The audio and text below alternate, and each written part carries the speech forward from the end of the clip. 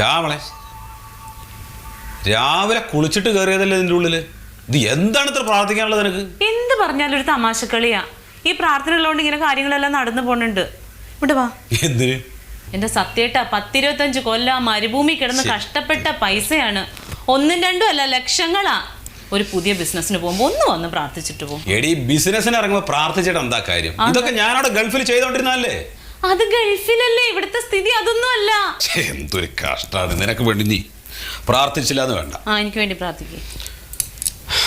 ഭഗവതി ഗുരുവായൂരപ്പ വിഘ്നേശ്വര സർവ്വ വിഘ്നങ്ങളും തരണേ ഭഗവാനെ. പ്രാർത്ഥിച്ചു കൂട്ടണേ. വിഘ്നങ്ങൾ തരണം എന്നാണോ പ്രാർത്ഥിക്കണ എല്ലാരും? ഓ വിഘ്നങ്ങൾ ഒഴിവാക്കണം. ഭഗവാനെ വിഘ്നേശ്വര എല്ലാ വിഘ്നങ്ങളും ഒഴിവാക്കി തരണേ. ഈ ബിസിനസ്സിൽ എനിക്ക് നല്ല ലാഭം ഉണ്ടാവണേ, നല്ല പണക്കാരനാക്കണേ. ഓക്കെ, മതി പ്രാർത്ഥിച്ചത്. ഇങ്ങനെ പ്രാർത്ഥിച്ചാൽ വേഗം കേൾക്കും. ഈ കുറിയിടണോ? കുറിയിടാം. എനിക്ക് വേണ്ടിയിട്ടുണ്ട്, ആവശ്യം ഉണ്ടെങ്കിൽ ഇട്ടാൽ മതി.